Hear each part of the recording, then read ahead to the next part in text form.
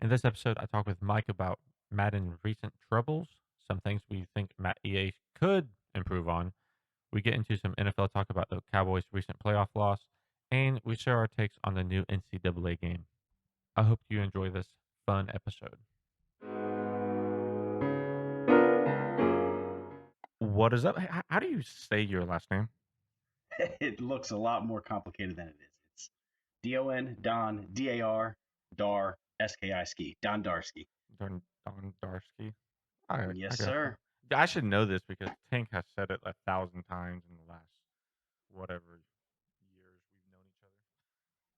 Yeah, the dreaded Madden leagues. Yep. And we are for sure going to talk about Madden leagues because, that's how I know you. Um, so at first I want to say, how do you deal with people in your leagues that are a pain in the butt?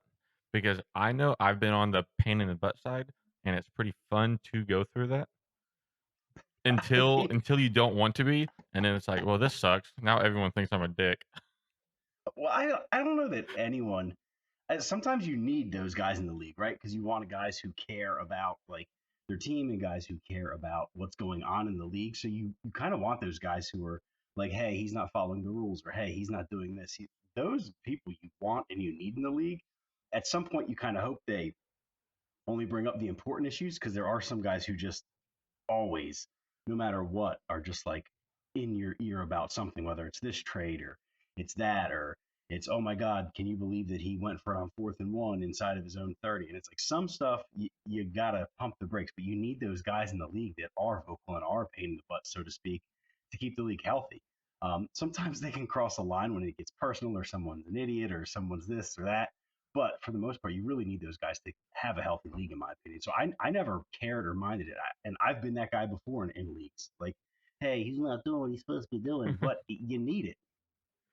Yeah. But, I mean, whenever I've done it, it was mainly just out of boredom, just said something, then it like or sometimes I don't actually mean to be rude to somebody, but they take it like terrible, and then they go off, and I'm just like, well, I'm not gonna back down now. Especially in the past, like, I don't know, 4 or 5 years, it's gotten a lot worse. Where I mean, I just started coming into Madden leagues. I shouldn't say just, it's been for like 9 years now. So like 2013, 2014 is kind of when I really started. And then after everything got so just split and bipolar in the country, like just guys Mhm. over, it would start off as like a Madden argument and turn into like this giant political debate in the middle of nowhere, and those are really hard to get out of because you want to keep it as Madden as possible, because the more you venture into the politics, the muddier it gets, Yeah, yeah, I could see that for sure. I because mean, then guys do take it personal. yep. Yeah, Because oh, you beat me in a game. Of course, I'm a little annoyed. I'm pissed. We both play the game. We both take it yep. seriously. So yeah, I'm mad. We can get over that. Like when it's like you're an idiot. You believe this. You believe X, Y, Z. It gets a little harder to get over and get past. Yeah.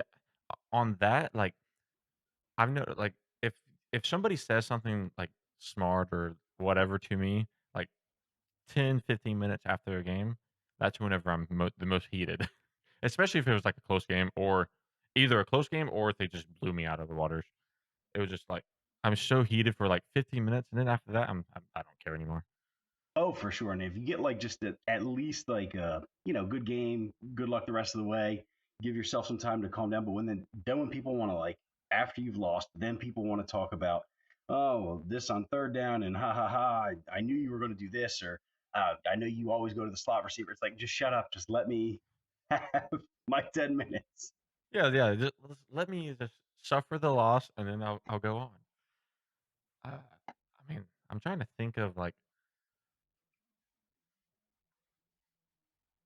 okay, what is your worst loss in the Madden game that you can Oh remember? man. So um, too many to count, Oh, of but course.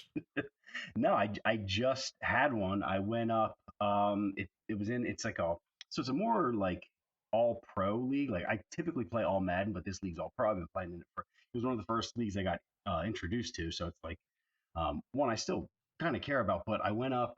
I want to say it was like 35-14, and it was still in the first half. And I really took my foot off the gas, and just started running the ball because you don't. There's this fine line in Madden where you don't want to be a dick and beat a guy 80-20, but at the same time, you kind of have to keep the pedal to the metal until at least the fourth quarter because what happened was it was 35-14. I going into half, he scored to make it 35-14. He got the ball, made it 35-21, and then it just once the momentum meter took over, it was just over. So it was literally just like 2 or 3 weeks ago. And I had my backup quarterback in, so I was so excited because I was winning this game with my backup quarterback in a blowout to one of the better users in the league. And then no, just kidding. I think he ended up beating me like 58 to like 38. It was the wheels fell completely off, and that one really hurt. I'd rather get just blown out right from the beginning than thinking like, oh, I'm getting ready to steamroll this guy. Turn around, I get steamrolled. It was the worst. Oh, I mean, just earlier this year, I lost what 73 to like 20. Right. And when you're like second quarter and you already see where it's going, you can kind of do it because you're still going to try to come back. Like it's going to, but at least at that point, you kind of don't care one way or the other. I'm going to throw this post route. Who cares if the safety picks it or not? I'm going to try. And sometimes it works out in your favor playing that loose and that carefree. But usually it's just like those ones are like easy and it's almost more fun because you can just kind of go. Yeah, you can do whatever you want. You don't have to like stick to whatever you want to do or whatever. I think the loss that has bothered me the most was I don't know if you were around or not, but it's no switch league. It was in the pretty sure it was a divisional round, and the person switched whenever my guy was what Oh man. my guy was there to make a play on the ball. He switched, caught the ball, and then like kicked a field goal and won it. And I'm just like, "What what are you doing?" And he goes, "Oh, sorry, I didn't mean to switch." It's like, "Well, then punt the ball." It's Oh, like it was like a that's third infuriating. it was like 3rd and I don't know, 3rd and something. I wish I still had the recording of it. I know, So how like, did the commissioners handle that one? he was the commissioner, so Oh, we did nothing. wow. That's one thing that I try my best as like the commissioner. Like I'll take losses and I'll just keep it pushing, even if the guy's breaking rules. Like I'll never try to do it in like the Gen chat or in the game channel. I'll try to do it on the side. Like, hey man, you broke rule XYZ. Please don't do that again. Because sometimes these commissions in these leagues, they get on these insane power trips, and it almost makes it not fun because they get all the best undrafted free agents. They get all like, and they just try to tilt everything in their favor, and it's so frustrating. Yeah, it's kinda like you're playing at a handicap. I mean, I know I'm not playing in the league right now, but it's it feels like you've done a really good job at making sure people aren't getting, like, kinda killed over things. Uh, I don't feel like anything's unfair. I've Yeah, had I try because so many leagues you end up, and don't get me wrong, there are some guys that just love Madden and they're going to play whether they're 2-14, 3-13, whatever. They're going to play no matter what. There's a lot of guys who take it seriously, and if they have two seasons where they go 6-11, you see the same two guys in the Super Bowl, they beat you 55-14 every time. They're going to leave. So you got to try your best to combat that, whether it's through dev bumps or try to keep the Gen Chat active, which has been a lot harder this cycle for whatever reason. We lost like 5 guys that were like super active in Gen Chat, and once they're gone, it's like every once in a while I'll be watching a game and I'm like, hey, let me just post something in here to get some go. yeah, I mean, I've posted something like I'm not playing in the league, but I've posted some things and people like not a single person even comments on it. I'm like, "Okay, whatever." Right, and it's the same thing. Like I posted something about the Cowboys Niners game yesterday, and it was like crickets, and it is what it is. And then today, for whatever reason, like the Gen Chat was kind of going off. There's no rhyme or reason. It's very bizarre, but I think that's another sign of like a healthier league. I used to anyway, when I had more time, try to do like a lot of more of the interactive stuff, like the do a stream for the draft, and then do like a mock draft, and maybe commentate some games. But I've just been so much busier with work this past year. Um, I haven't been able to schedule as much of those things. So I'd like to get back to that at some point because I do think that helps the health of the league as well. I I agree with that because it makes everyone a little bit more motivated to stick together and kind of just keep on growing it. I feel like on this Madden, there's been so many issues. I know for me personally, the reason I'm just like after having to restart after a draft and then editing all the players, then having to restart again, it's just like I, Oh, it it's killed like a it. full time And job. yeah, and did you get your? Because I know Madden, like I was floored that they actually were willing to offer 50% off for people, which I think is a great like outreach. But the game was broken. It's at least they're giving us 50% off. Have you gotten your email yet? So I got an email saying that they will give me a 50% off, or like people will get 50% off. Right, it's I haven't coming. got an email saying like I actually get it. If I do get it, I'll be happy, and that's kind of what I wanted whenever all of this started. It's just like I can't even play, or like if I do play, who knows if in 2 months later it messes up again. So Right.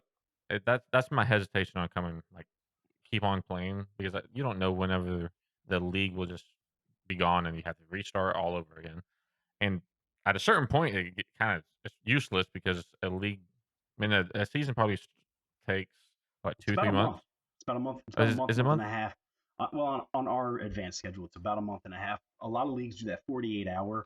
So like you go every 2 days, Yeah. and so it ends up being about a little under a month and a half. But ours, where we have that extra day from Sunday to Tuesday, it's about a month and a half. And for anyone listening that doesn't have Madden, basically what happened was all these online franchises where I know people think it's nerdy for adults to still play video games, but a lot of guys dedicate a lot of time and effort into building their teams.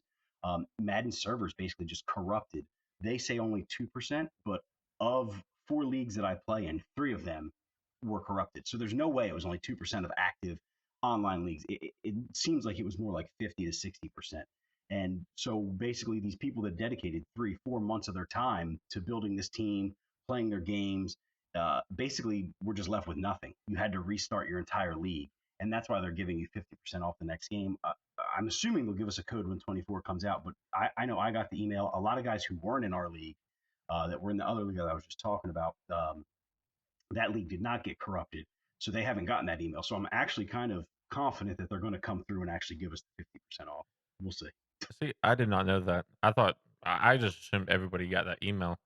So I mean, that's a little bit more comforting. Right, exactly. Because I was under the same impression like everybody got the email, but I talked to a couple of guys from the other league and they were like, no, we didn't get that email. So I was like, oh, thank God. I mean, it sucks for you, but at the same time, like I'll take my. Something tells me they're going to screw it up and everyone's going to get 50% That's off, what I which was is thinking. fine. Yeah, which is fine as long as they give some sort of give back to the community because it is a lot of time, effort, and for some guys, money. Like a lot of these guys put money into even their like online leagues. I know we don't, but some guys like put money in the league and they get to champion like a little he gets like 20, 30, $40, whatever it is, but everybody puts some money into the league and it's like frustrating. Yeah, I used to be in a league where if you wanted to, people could like everyone like anyone could donate, and then whoever won the Super Bowl would get whatever people donated and stuff, and then the owner of the league would put in like $100 or something, and that was pretty fun. But that's also I know earlier you were talking about like comebacks and stuff. I in that league I was known as like the comeback king because I would lose the first quarter and second quarter, pretty much every game be down by like 30 points, and then I would come back and win, like, by 1 point or, like, a field goal or something. So, and then, like, I don't know, a season later, if someone was beating me, they never let off. So, I would that's whenever I started losing by, like, 30, 40, 50 points just because people would not let off no matter what.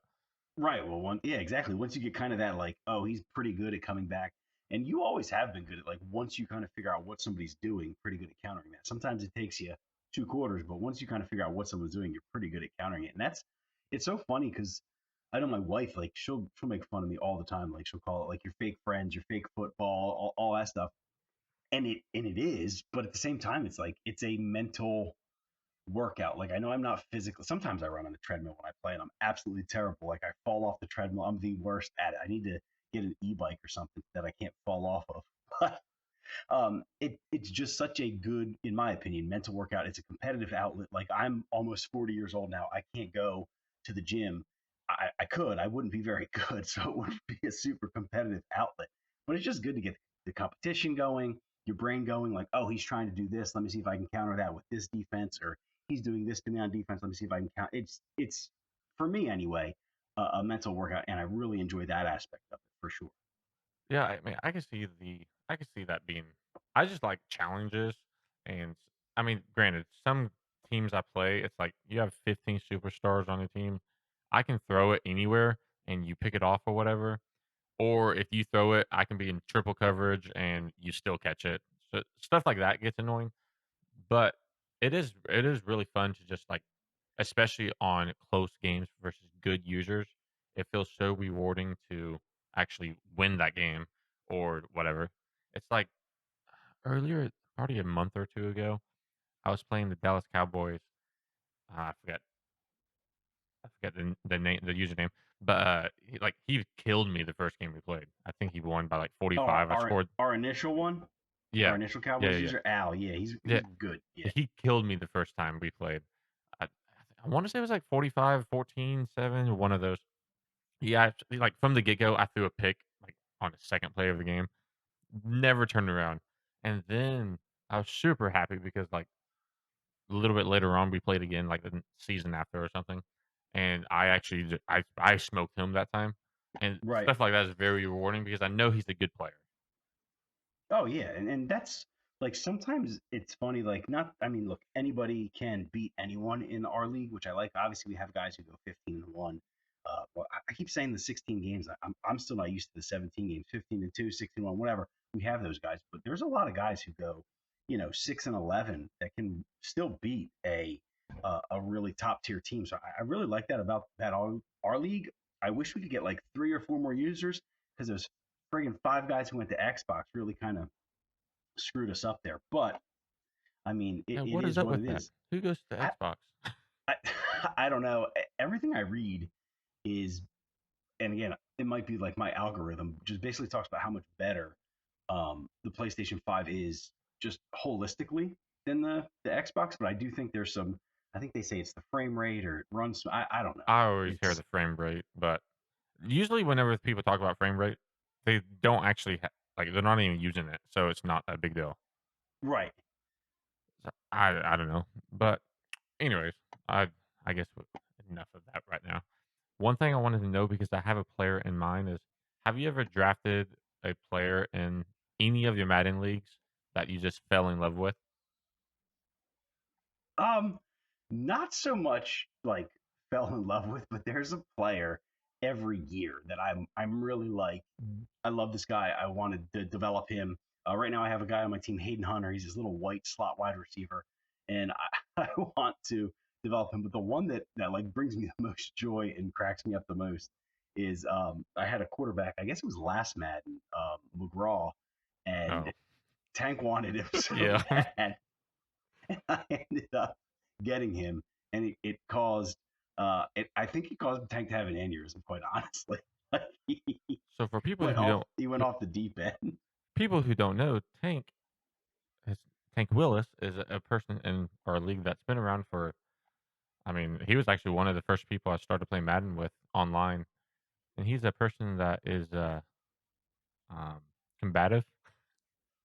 To say the least. Yeah, and in his defense, he typically comes from a good place. Like he Yes. wants the league to be run well. He wants things to be fair, but his approach is never the right ever. It's No, never but the right. if you take it with a grain of salt, it's really funny whenever he's going at somebody because it's, I mean, just whatever he says is just so outlandish, and everyone kind of like nowadays, pretty much everyone kind of understands, but you sometimes you get people that don't, but it's always Right. funny. See, I've had 2 players I've drafted in Madden. Not this one. Haven't drafted anyone I really cared about in this one, but one in a switch league, it was a running back. His last name was like McCord, and for whatever reason, he like his stats weren't good. Like he wasn't fast or anything, but for whatever reason, he would break tackles all day long. Just like one year, I had Chris Ivory as a freaking running back, and he would break one tackle every play. It did It's not matter. He would break Jets one tackle. legend Chris Ivory. Yeah, I remember playing against Steph on with him, and he got so mad at me because of it. But that McCord dude, for whatever reason, he would just the running back just played amazing. And the other one was a wide receiver named Tank Brooks. He was like a 6'5", 220 wide receiver, and he's a dude like I actually threw him the ball 20 times one game because he caught like 14 of them.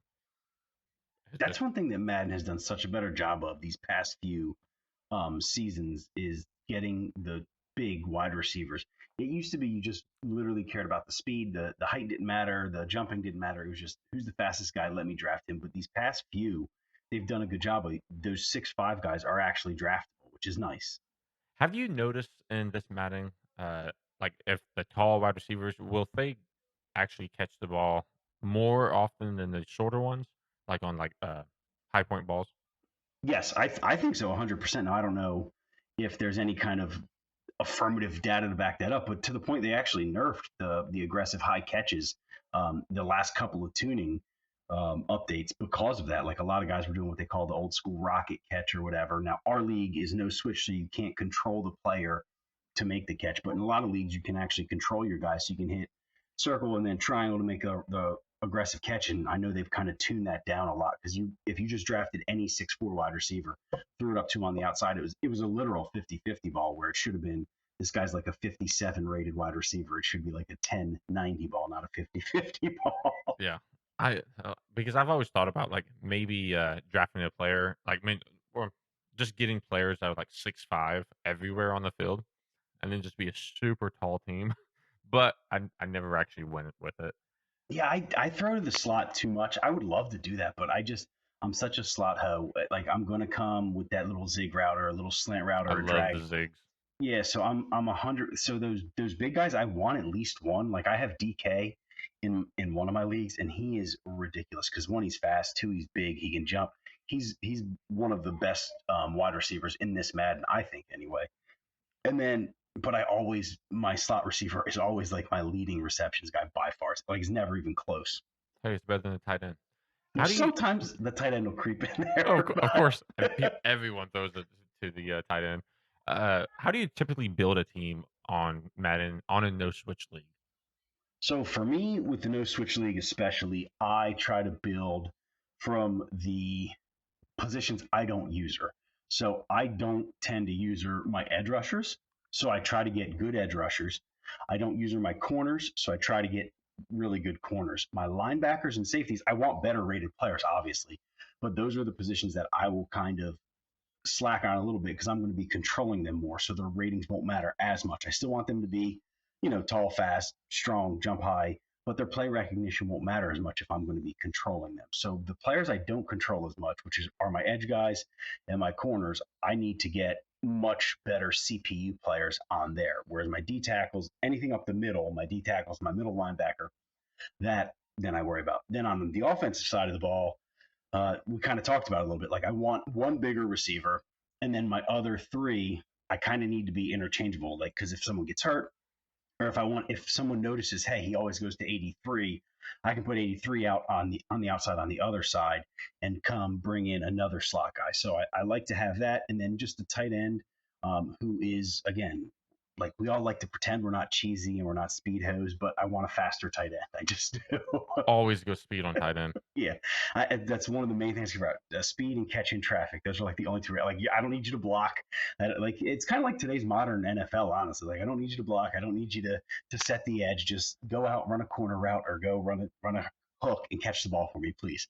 Yeah, And I then mean, quarterbacks. I'm not a big mobile quarterback guy. I have them. I'll use them, but I prefer the good medium accuracy, good deep accuracy, and strong arm. I didn't mean to cut you off there, but oh, you're good.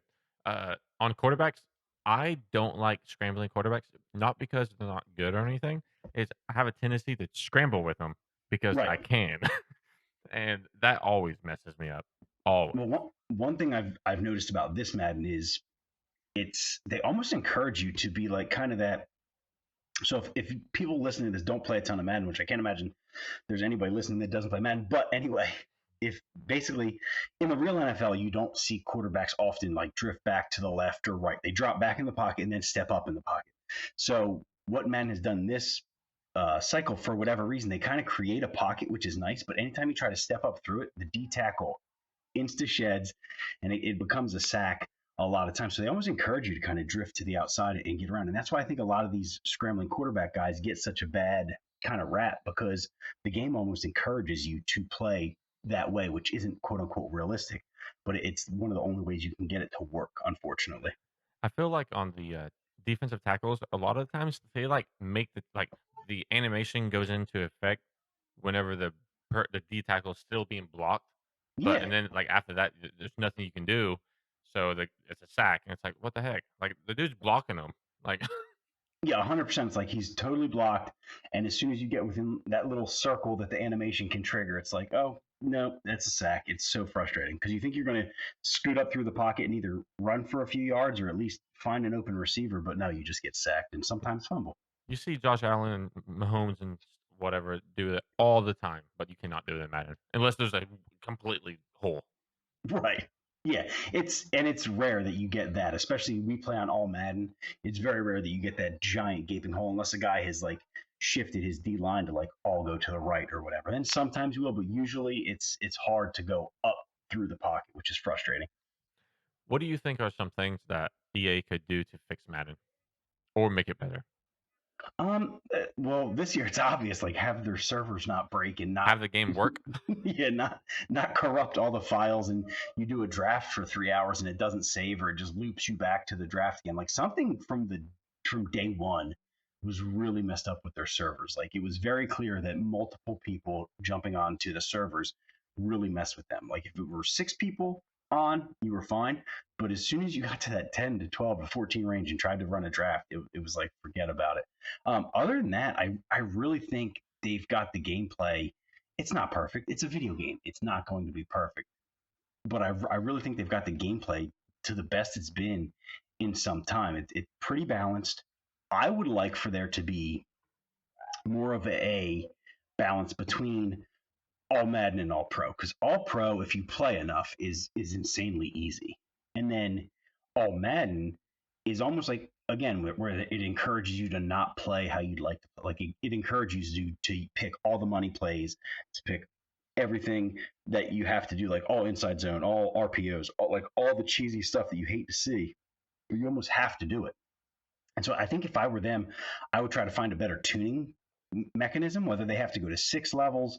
I don't know what the answer is, but I think they could tune that better. And then I do honestly, truly believe they have to figure out better the zone interactions because this Madden has been terrible. Whereas if a wide receiver gets sent in motion, it literally not only will the linebacker shift over there, but the corner will shift over there, and none of their zones will switch. So they'll still be playing a zone all the way on the other side of the field, but they'll follow that wide receiver. Like if they at least made the zone switch, that'd be fine. But right now, the way it's set up is they'll follow the wide receiver all the way to the other side of the field, but still have their zone assignment literally 54 yards across the field.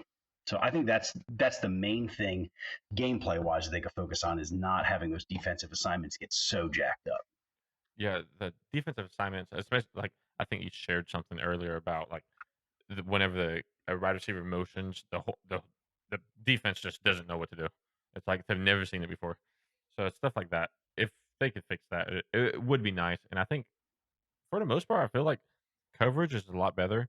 Do you ever use that match coverage for zones? So I only have it set to the default. So if I pick like cover three match or whatever, it will. But I don't like the inconsistency of it because, like I said, I have some players that are more highly rated than others. So the more highly rated your player is, the more consistently they use that match coverage properly. So I don't like it because I want to know, hey, if I call this play, my player is going to be here. But those match coverages can really cause havoc for a lot of users because they don't know is that corner going to keep going with that in route or can I throw it? And a lot of times it's where you get a lot of your interceptions, those underneath interceptions, because the player you're playing thought, oh, he cleared that coverage, I can throw it. And it's like, no, just kidding. He's in match. He's going to keep following that guy. So I don't use them as much as I should because I like knowing where my defender's going to be. But I really like that they give you the option to pick whether you do or don't want to do that. Yeah, on the match coverage, I tend to forget about it, Oh and yeah. I didn't really mess with it all that much. And then I was like, you know what? Wonder if I could just do that, and then I'll be better. But Well, you know how it's that goes. same thing. It's same thing like those zone drops. So guys that are really, really good at this game can, in I would say 3 to 5 seconds, very quickly make their zones. Okay, so my hook flats are going to be 5 yards. My deep hooks are going to be 10 yards. These are going to be 8. Like it's insane the speed at which somebody can run through and customize all of their coverages, all their zones, and get them set to the exact depth they want them at. Whereas me, I'm a little too old to go through all those things. Sometimes I forget, or I'll set it to 5 yards and I'll forget I set it to 5 yards, and then the next thing I'm getting just roasted deep for a touchdown. So I tend to not even touch those. But the amount of user input that they allow you to do now is it's almost unfathomable. You're very relatable because the few times I would put 0 yards for if Right, it was like an end zone, like and third then and one or something. Right? Yeah, yeah, yeah, and then like I completely forget about it, and he throws a bomb, and I'm like, oh, I yeah. that was my fault. Right. You're like yelling at your players, like, "What the hell are you doing?" And you're like, "Oh, I do have it set at 0 yard depth. Whoopsie." Yeah. So do you have any like your favorite memories in any time playing Madden? Um, I don't know, like just I mean, playing the game, um, It not is. really because it gets so like intense and like you said, in 10, 15 minutes, it's gone.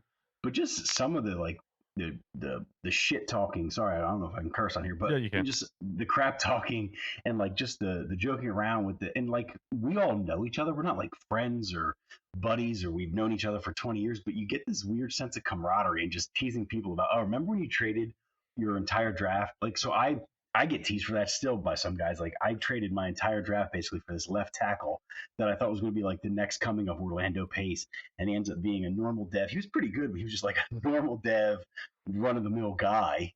It was just like everyone's like, hey, remember that time? So I think those are kind of the memories that stick out to me. It's like those times you messed up or you came together as like a Discord and just kind of clowned each other or made fun of each other. Just that good natured stuff. And then there it goes the other way a lot of times too, where I'm like, oh my god, did it really come to this? At like 3 in the morning, people are yelling at each other about Bernie Sanders. Hey, just got to keep you on your toes. Uh, Right, I have I've made so many terrible trades in the draft or just with players, and it's normally comes out of like boredom. Like I just want to do something, right. and or I want like I'm tired of doing this. Let's mix it up. And I fully regret trading all. I traded what 4 picks plus a right guard plus a running Was that back for Jonathan for Taylor? Jonathan Taylor. Yeah. The second I made that trade, I played with him. I'm just like, this guy sucks. Like I don't know, running backs are just not that dominant in this Madden, which is In good. unless you get that X factor enabled, it's Mhm. like Derrick Henry's the same way. Now, once you get that X factor, that little red light, Rudolph the Red-Nosed Reindeer under their Mhm. toes, you're good to go. But getting them there, like you said, he's no different than any other guy until that X factor activates, and it is super frustrating. I think it's funny you talk about like the trades and the drafts because I think it was I don't know I think it was toward the end of last cycle like you reached on this like undrafted middle linebacker guy. And I think by the time we stopped playing, you had him as like a high 80s like superstar dev. So it's funny that you say like, oh, I just get bored. Sometimes I make crazy picks or crazy trades because sometimes they work out. Yeah, but on what I think they're talking about it's like was it that Eucarius Tony or I forgot his name honestly. I drafted I, one I I drafted remember one he was a line. middle linebacker and he was super fast. He was like a late round prospect, and no Yeah, one had the balls to draft him in the first round, but you certainly did, and I think it worked out really well. it worked out, but I could have had there was a somebody else drafted a dude named TJ Baker and he had 99 awareness and 99 play rec. Oh And man, he drafted him like I don't it's like late first or second. I was the second I saw that I was just like, well, I'm stupid because yeah, I but mean, like I said, if you're using a random, then you're 99 play rec. You got to, you know what I mean. My even though my awareness is probably closer to 78, but I like to think I'm 99 awareness. yeah, I mean, I feel like at the beginning of every Madden, I come out with a plan on how I want to play, and then by I don't know week 5, I change everything because it's like I don't want to wait. I just want to have fun. Right. Well, and I do like how each year there's like, look, crossers are always money. The streak seams are always money. Always have been, always will be in Madden. But they do seem to every year kind of shuffle and kind of figure out, okay, what's going to be more meta, so to speak, this year. And I know a lot of guys still rely on the RPO. I try not to too much because I think it's a little cheesy. But Um, I do like that every year there's like a new way to play. So it's funny, like you said, like you spend all this time, like the first couple of weeks, because a lot of leagues don't start till a couple of weeks in, and then you get these, you're in, you're going, and then you're like, oh wait, that doesn't work at all. Now I have to go back to plan C or D or E or F. And I know people listen to this are probably like, what are you talking about? It's a football game, it's a video game. But trust me, it gets to the point where it's like, oh, they put a patch out now. The stretch run doesn't work as well, so I got to do more trap plays or dive play. It's insane, like how in depth it can get. And you can, like, change the sliders on your game so people and leagues can play differently and stuff like that. I don't know. I really don't know any football fans that really just hate Madden. I feel like most people, if you're in the football realm, you kinda play Madden at least occasionally. I feel like it's almost the opposite now. Like as we get older, like there's a lot of guys who play Madden who don't really watch Oh, football, whereas it used eh, it used to be that was unheard of. But now it's like there's a lot of people who play Madden that don't even really watch the NFL. I I guess you have people like Kyler Murray where he plays Right, Call of Duty, so right. I don't know, there's been I've heard of a few, I wanna say linemen that, like, Madden kinda helped them learn how to do, like, what coverages or blocking schemes or whatever were. So that's kinda interesting that it's kind of realistic, but, there's a lot of flaws in it. Oh, there's a ton of flaws, but it's really like it can help a kid, especially. Let's say he's a middle school kid, he wants to play quarterback, and you just know, like, okay, there's two safeties, it's probably cover two. This year, Madden's actually done a cool job of putting in the invert coverages where it'll just be a single high safety, so it'll look like cover one, cover three, those kind of coverages, but they'll have the corner drop and then the safety rotate, so it's still a cover two. And I think it can really help these young guys, especially if they're playing quarterback, like see like, oh, this is what a cover three set looks like. Now, like you said, it's a video game, it's not perfect, but at least it gives you kind of a mental note, like, okay, so if there's two safeties up top, I can probably run better. If there's one safety up, one safety down, probably more of a passing look. So like it kind of gives these younger kids just something to look at. Whereas us, we had like just Barry Sanders pitch right, Barry Sanders pitch Mhm. left, just go Well, around the edge could and go for 20. could you imagine if Brett Favre knew what a nickelback was Right, before he got exactly. into the NFL? Right. I mean, he would have He's been running the lighting up even more. wishbone. Uh, so, I mean, I know EA, bounced back the, release date for the new NCAA game, but are you excited for it? It's EA, so I'm not that excited. But yes, I'm I hesitant. hope they.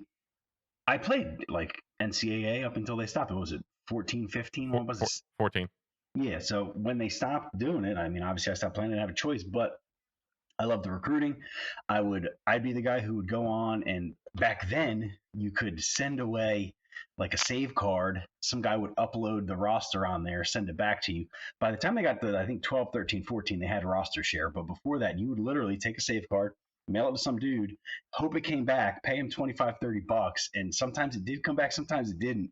And then you would just play with like the real college players. And then once the roster share became a thing, that's when the O'Bannon lawsuits happened and all that jazz. So that sucks that came of it, but I'm glad that these players are getting paid now because I mean, if my likeness was on a game, I'd want to get paid for it too. Like, I don't want to just be quarterback two and oh, it's Johnny Manziel and he doesn't get a nickel for it, but everybody knows it's Johnny Manziel.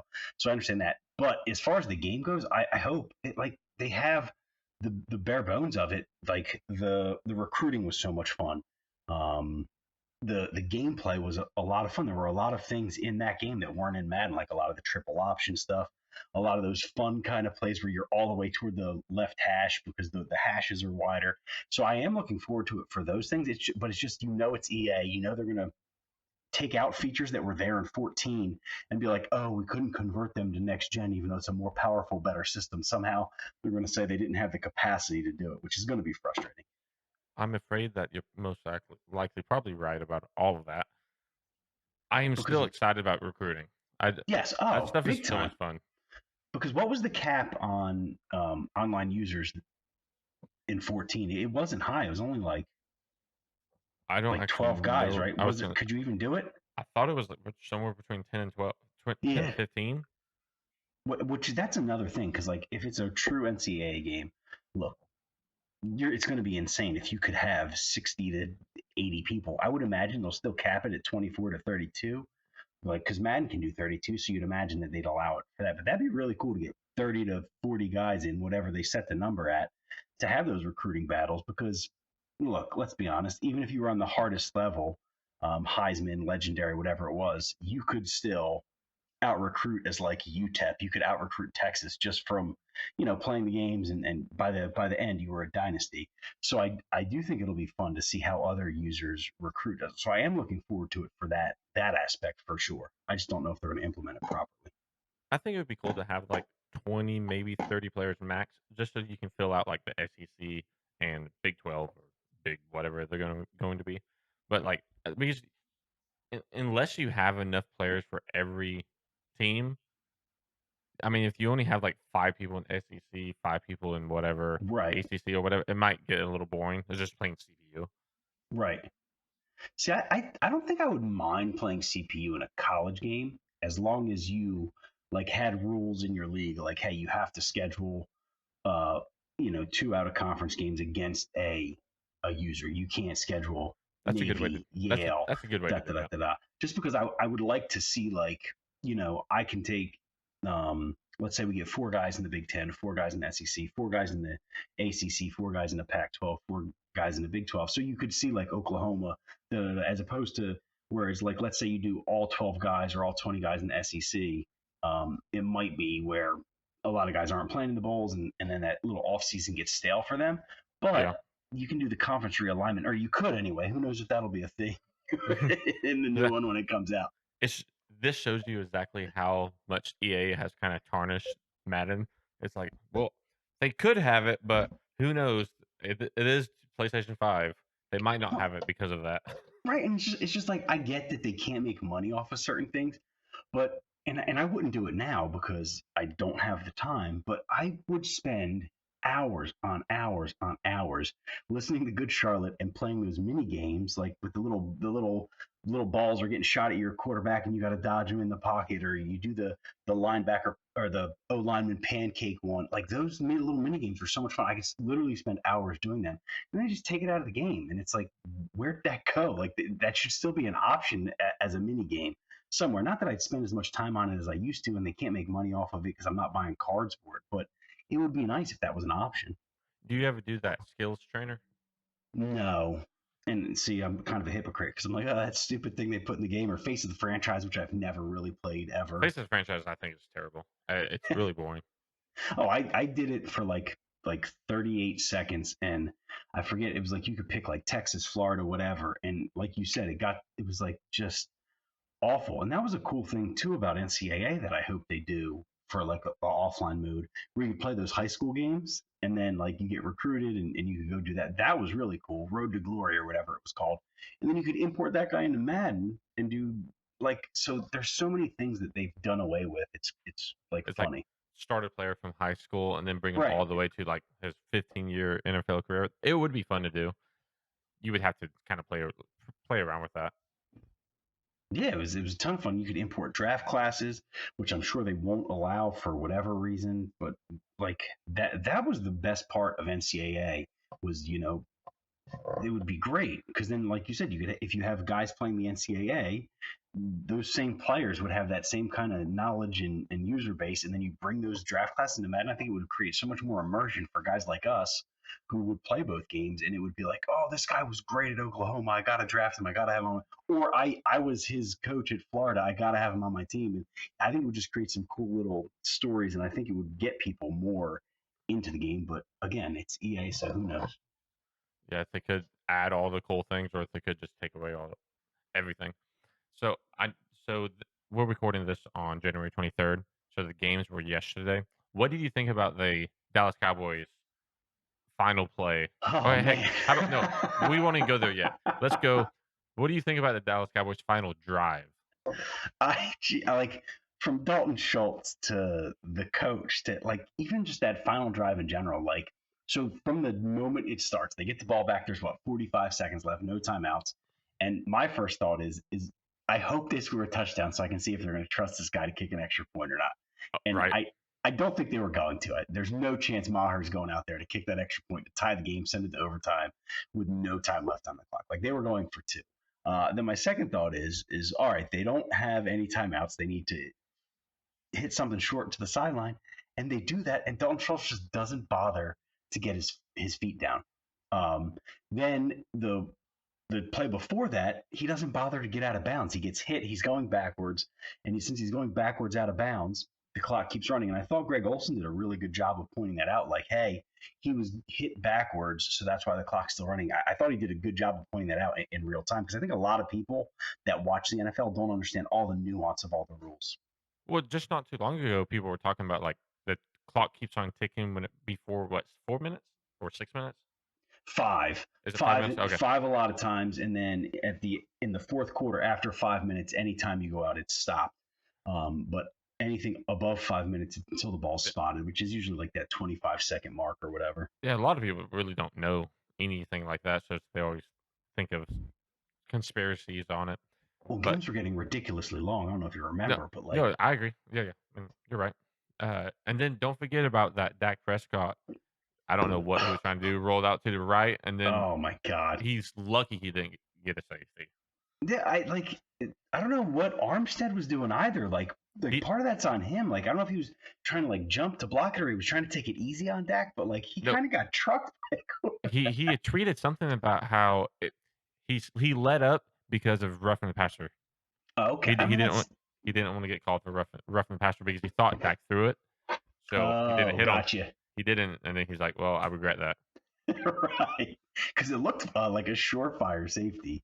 Like immediately, like you said, Dak has regressed, and I know he had that huge injury, and he's probably never going to recover from that. Like we watched Carson Wentz, who was the league MVP, tears his ACL, then Jadeveon Clowney knocks him into the abyss, and he's never been the same since. So I do think it's very possible that Dak's best days are behind him, unfortunately, because he's never been that guy again, but like at least old Dak seemed like he made better decisions. Like I understand you're not physically what you used to be, but you just rolled into the like one of the best defensive tackles in the game. Yeah, it Like made no sense. And then I thought he like just broke the tackle, but no, the dude just let up completely. it's craziness. And then poor Zeke, like uh, I've played flag football before. That's such a flag football concept. Put a A hundred guy percent.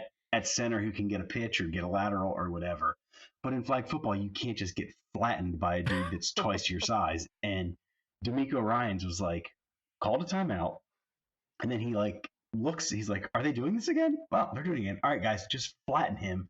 So they flatten him. Send another guy at Dak. He hits that quick slant to Turpin, who I'm assuming they wanted to kind of use his return skills, but he just gets destroyed. It was the worst play Yeah. since that I Colts play. see. I think they should have just put Dak, put Zeke behind with Dak, and then just had 3 linemen just to cover him, so he has more than half a second to throw. Because Dak Prescott, he threw the ball high, and then Turpin, he had to jump, and then by the time he landed on the ground, he got tackled. I don't understand how that play was. Like, I understand how the play was supposed to play out. I don't see how it was going to. What I will say that I think McCarthy could have done, and like you're saying, put at least 3 down linemen down. But a lot of these guys, they play so far off the ball. If you get that underneath throw and let a whole convoy get in front of them to block, it almost becomes your advantage now because now you got 5, 6 huge dudes just barreling down on the defense who's kind of standing there flat footed waiting for you to come to them. Now they're going to collapse from the sides and probably tackle you anyway, but I do think a lot of NFL teams don't use that tactic enough. They just try that Hail Mary. Mhm. Whereas let's just get 5 guys running full speed as like a giant wall. I Like, mean, and I I think feel that's what they wanted, but it didn't yeah. happen. I feel like if Dak would have thrown it shorter to Turpin, and then he could like if he would have started running for a few steps and then threw it back to the other side of the field because I think CD was on the other side of the field with a whole convoy of people. He just never had the opportunity to do it. Right, and I'm sure probably if you ask or hold a gun to Mike McCarthy's head, the play was Turpin pitches it to Zeke, pitches it to Dak, who throws it across the field to CD Yeah, with that I can whole see that. convoy. But it didn't even get to step one Yeah, because yeah, because the Niners had a chance to see it and they were like, oh, okay, they're going to try it again. We'll just destroy Zeke and pressured Dak, and the second year in a row it ends on like kind of a boneheaded, the clock runs out type of play. I mean, this one was not as bad as last year because they had a much smaller chance to win, but it's still another year where the Cowboys are the clown show. Yeah, I'll never forget Zeke getting bulldozed. That's Oh, the it was, funniest thing ever. and the poor guy stood no chance. Like I think he could have done a little better for himself, but he just got destroyed. I mean, what I get that Dak, Zeke is like he's a beefy running back, but he's going against a defensive tackle. Yeah, it's Okay, not gonna go well. Even if you're going against a linebacker who's got the guy had like a 3 yard basically running start. Zeke's just standing yeah, there snapping the ball. it's a fun play. I like how like Pat McAfee he shared something on Twitter. It's like, hey, this is the worst play now, right? Because Yeah, of he was part of that Colts one. Yeah, that disaster. But that play like wasn't supposed to happen, so I will give it to him. yeah, he's done well for himself, McAfee. I enjoy his shtick. Not a fan of the amount of time he gives Aaron Rodgers because God does he annoy the shit out of me. Oh, I'm how just come? over like a new Packers quarterback who like will he or won't he? Is he going to retire? Is he going to come back? Is he going to get traded? Is he going to get? It's like we did it with Favre. I don't want to do it again with Rodgers. I can see that. I'm just like he just seems so into himself, like him and like Kyrie Irving. They just are so into themselves, like they think they're these deep thinkers, and it's like I genuinely could not care less whether you come back and play or not. Like I think you're a great quarterback, probably one of the top five to ever play the game, but I'm not here for your drama as to whether you're coming back or not, or you're playing, or you want to be traded, or you're getting 50 million. Like it just I couldn't care less. I mean, I don't completely blame you on that. I tend to like him just because he's so good, but Oh some my of god, it, on the field he's insane. yeah, There's no denying. some of it I don't necessarily care too much about some things, but I would rather people have the ability to talk than not. So, kind of the whole Oh reason I'm yeah, doing a podcast is just so people yeah. can actually talk about like what they do. Um, I do have 2 questions for you. One, um, what do you see any changes in you being a commissioner in this league? Or do you foresee you doing that for now on, or does it get kinda tiring after a while? It doesn't get tiring, but I do need to be better at delegating Mhm. help because I've done a lot of this stuff, like a lot of the exporting, a lot of the advancing. I've done probably 95% of the exports, 95% of the advances, things like that. So I do need to be better in 24 at delegating. But at this point in the game, I think it would be kind of a dick move, like, hey guys, I know we've been doing this now for 4 months and I've been doing X, Y, and Z, but now I expect you to do X, Y, and Z. So I'll probably be a little better at delegating. Like we set up the trade committee. You guys did an awesome job with that. Everybody was voting. That was awesome. So I hope to have kind of more of that aspect in the actual commissionership next cycle. But no, I'll do it as long as we have at least 20 to 24 guys that are willing to play. Like, do I want 32? Do I want a waiting list? Certainly. But as long as we've got like 20 to 24 that are willing to play, because a lot of leagues just die too soon because the commissioner, like, don't get me wrong, it's a grind every second or third day. You got to make sure you set up the new game channel. You got to make sure that you advance the league. You got to make sure that you deal with who's complaining because this guy beat him or who's complaining because it's an actual legitimate complaint.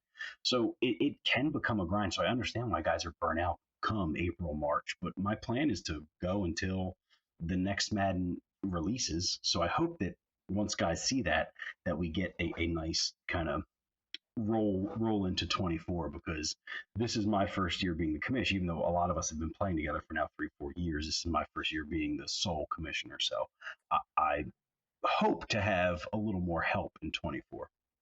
You just gotta do it. You're the leader. Right, just Everyone will follow your lead. I don't I know feel about like all that, but I feel like a lot of people in our league enjoys you being the commissioner, so I feel like that's a good thing. it's much less drama than it was last season, which I was kind of a half commissioner last season, Mhm. but there was some serious infighting, and I think I might have been a little, if I'm honest, a little part of that Of problem. course you were.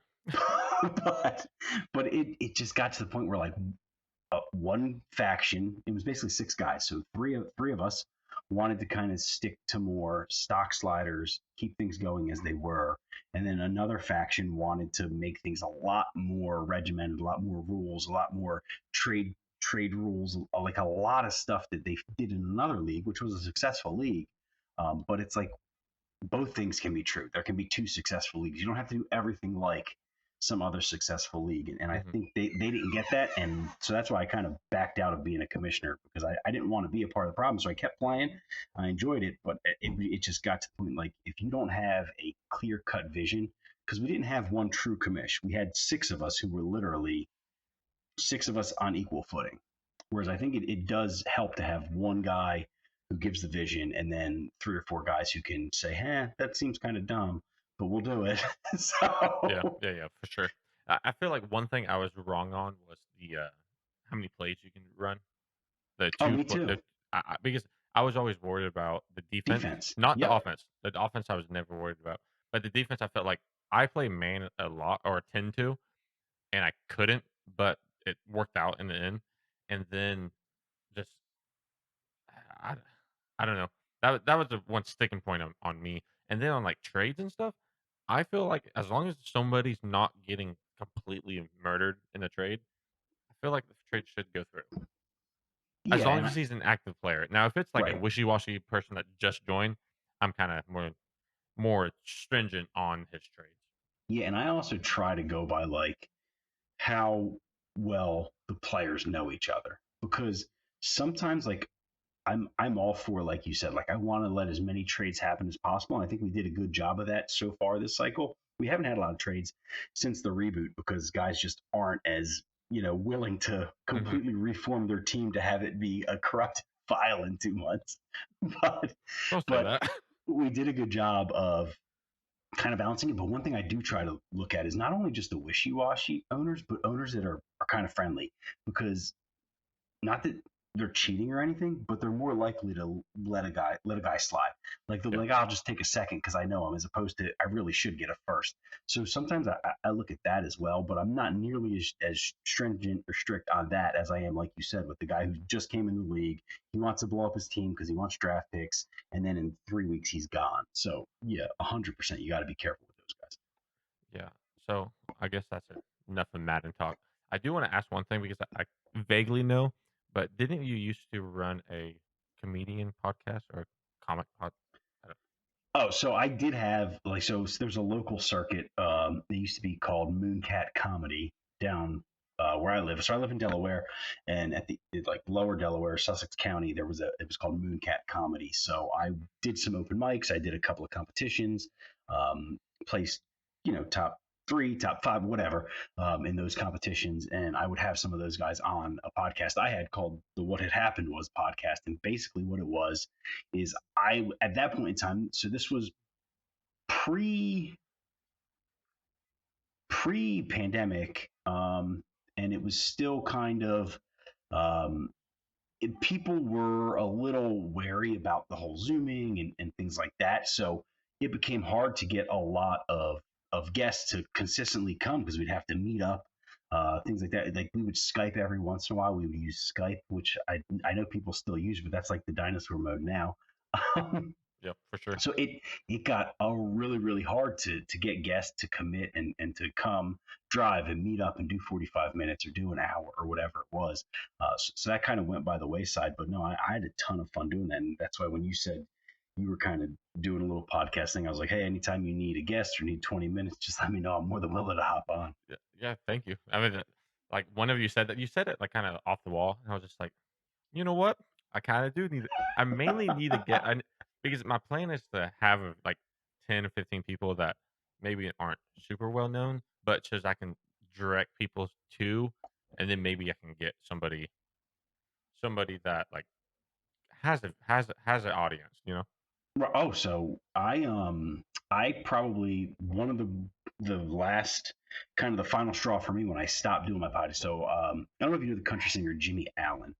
Um, I know of him.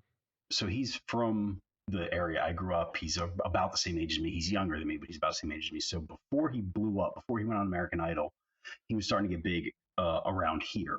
So he goes on American Idol, And after he gets off Idol, he was struggling to kind of get a foothold in the industry. Really was struggling.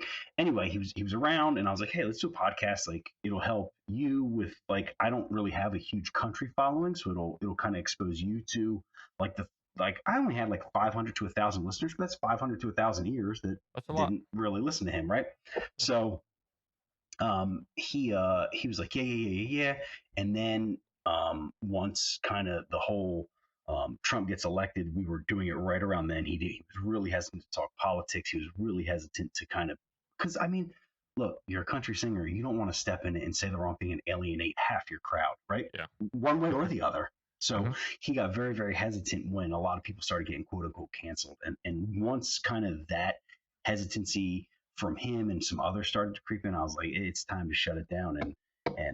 I'm glad to see like the way podcasts blew up, and I wish I stuck with it. But it became a grind, and like I think Zoom helped a lot, and I think these like these streaming apps have really helped a lot. But that was like the one big fish, like you said, like you want that well known guy to kind of get it out there. That was that one big fish where I felt like I think I'm about ready to be on the precipice, and he's about on the precipice, and we can kind of get over the hump together. And he certainly went over the hump.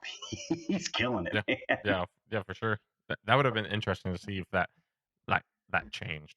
If he did get come on your show and then I wonder what would happen.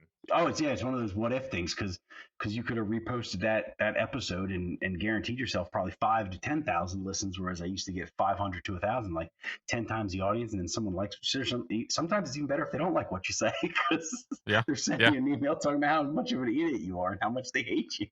I mean, that's one of those angles that that you could play is like, should I be hated? And then you get 10x the amount of people watching, Right, or should I just be liked and have a few? One right. of The Skip Bayless model. exactly like him. Tweets every single time. But, one of the things I guess I justify it on is it's people I wanna talk to just because I'm interested or curious on how they live or because I know like, for you, an example, I've known you for a little bit on through, like, Madden and stuff, but I didn't actually know anything about you, so it's kinda nice to just talk for a little bit. Hunter, Oh, I for actually sure. like, my the guest I had a few days ago, which will be the first episode. Like, I met my fiancée through him, so it's kinda just interesting, and I met him through Madden, so it's a really interesting So you ordeal. kind of met your wife through Madden, in Yeah, theory. that's what I tell everybody.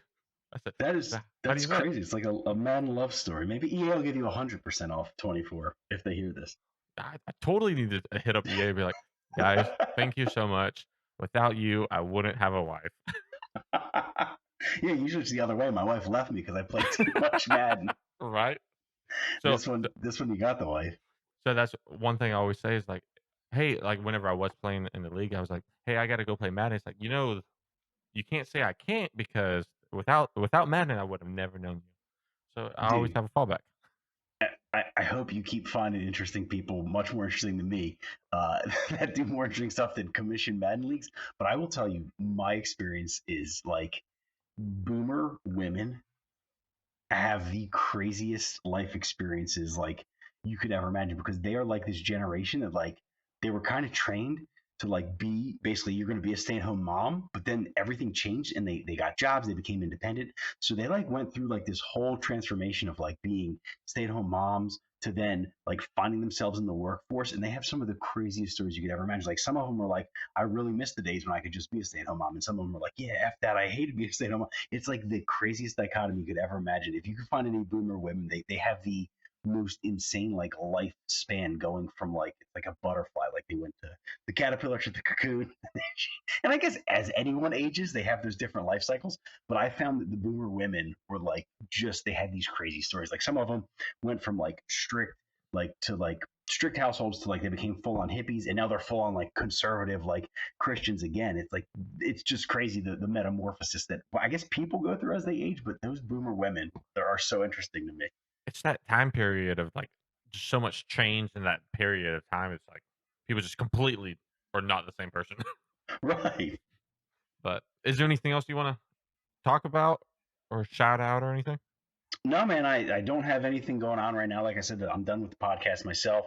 I appreciate you having me on. And anytime like someone cancels on you or you need an idiot to fill 30 to 40 minutes, I mean, we've been doing this almost an hour now and it feels like it just flew by. So I hope everyone wasn't bored to tears with the Madden talk. But if you ever need anyone to fill again, just let me know. I'm more than Uh, willing.